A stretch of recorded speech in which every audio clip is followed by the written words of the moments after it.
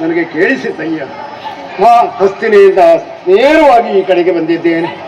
ಸೂತ ಅಳಿದಿದ್ದಾನೆ ಎನ್ನುವಂತಹ ಕಾರಣಕ್ಕಾಗಿ ಕ್ಷೇತ್ರದಲ್ಲಿ ದುಃಖಿತನಾದಂತಹ ನಿನ್ನನ್ನು ಕಂಡಾಗ ಮನಸ್ಸು ಬಹಳಷ್ಟು ನನ್ನದು ಕಳವಳಗೊಂಡಿದೆ.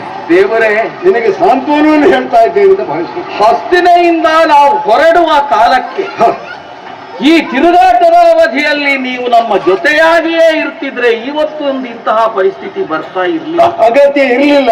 ಯತ್ನಿಸಿ ಸೂತ ನಳಿ ಮುಂದೇನು ಅಂತ ನನಗೆ ಅರ್ಥವಾಗದೇ ಇಲ್ಲ. ಅದಕ್ಕೊಂದು ಕಾರಣ ಉಂಟು. ಆವಾಗ ನಿನ್ನನ್ನು ಸ್ಮರಿಸಿದೆ. ಆವಾಗ ಸಾಮಾನ್ಯ ಸಾರಥಿ ಸಾಕು ಈ ದಕ್ಷಿಣಾಪಥದಲ್ಲಿ ಅಂತಹ ದೊಡ್ಡ ಪ್ರಸಂಗ ಆಗ್ಲಿಕ್ಕಿಲ್ಲ ಅಂತ ಗ್ರಹಿಸಿತು. ಅವಾಗ ಪ್ರಸಂಗ ದೊಡ್ಡದೇ. ಅರ್ಜುನ, ದಶನಾಮಗಳನ್ನು ಧರಿಸಿದವ ನೀನು. ಫಲ್ಗುಣ, ಪಾರ್ಥ, ಕಿರೀಟಿ, ಶ್ವೇತವಾಹನ, ಧನಂಜಯ, ಇಷ್ಟೆಲ್ಲ ಹೆಗ್ಗಳಿಕೆಯನ್ನು ಹೊಂದಿದಂತಹ ನಿನ್ನ ಜೊತೆಯಲ್ಲಿ ಸದಾಕಾಲ ನಾನು ಇರಬೇಕು ಅಂತ ನೀನು ಭಾವಿಸಿದ್ರೆ ಈ ನರನಿಗೆ ಅಷ್ಟೆಲ್ಲ ಹೆಸರು ಬರಬೇಕಾದ್ರೆ ನಾರಾಯಣನಾದಂತಹ ನಿನ್ನ ಸಾನ್ನಿಧ್ಯವಲ್ಲದೆ ಮತ್ತಿನ್ನೇನು ಸ್ವಾಮಿ. ಒಂದು ಮಾತು ಉಂಟು ಈಗ. ಏನು? ಹೊರಡುವಂತಹ ಹೊತ್ತಿನಲ್ಲಿ ಒಂದೇ ಒಂದು ಮಾತು ನೀನು ಹೇಳ್ತಿದ್ರೆ, ಕೃಷ್ಣ ನೀವು ನನ್ನ ಜೊತೆಯಲ್ಲಿ ಇರಬೇಕು ಅಂತ ಬರದಿರ್ತಿದ್ನ. ಅಲ್ಲ, ನೀನು ಬರ್ಬೋದೇ. ಅವಾಗ ನಾವು ಇಷ್ಟೇ ಸಾಕು ಅಂತ ನಾನು ಗ್ರಹಿಸಿದ್ದಲ್ವ. ನಾವು ಅಷ್ಟೇ ನಿನ್ನಲ್ಲಿ ಎಷ್ಟುಂಟು ಅಂತ ನೋಡ್ಬೇಕಿತ್ತು.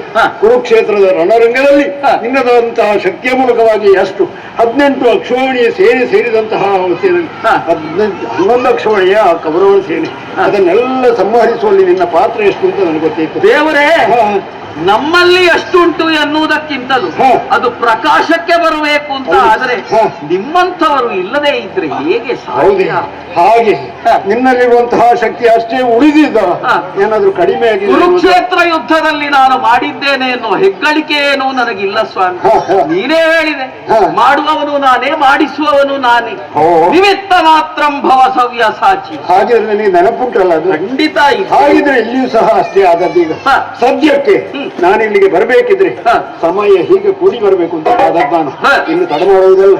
ಈ ಯುದ್ಧ ಕ್ಷೇತ್ರದಲ್ಲಿ ಸುಧರ್ಮನು ತಾನೇ ತಾನಾಗಿ ಮೆರೆಯುತ್ತಾ ಇದ್ದಾನೆ. ಅದಕ್ಕೋಸ್ಕರವಾಗಿ ಸೂತ ಅಳಿದಿದ್ದಾನೆ ಎಂಬಂತಹ ವ್ಯಾಕುಲತೆ ಬೇಡ. ರಥಗಳನ್ನು ನಾನೇ ಏರ್ತೇನೆ, ಸಾರಥಿತ್ವವನ್ನು ನಾನೇ ಮಾಡುತ್ತೇನೆ, ನಿಶ್ಚಿಂತೆಯಾಗಿ ಯುದ್ಧವನ್ನು ಮಾಡಬಹುದು. ಇದು ಕುದುರೆಗಳ ಮೈದಡೆಯುತ್ತೇನೆ, ಪುನಃ ಸ್ಫೂರ್ತಿಯಿಂದ ಓಡಲು ಕಂಗೊಳಿಸ್ತಾ ಇದ್ದೇವೆ. ಅದೇ ರೀತಿ ನನ್ನ ಮೈಯನ್ನು ನಡೆಯುತ್ತೇನೆ. ಒಳ್ಳೆಯದು ತಡ ಮಾಡುವುದಲ್ಲ. ಎಲ್ಲಿದ್ದಾರೆ ನೋಡು. ಹಾಗಿದ್ರೆ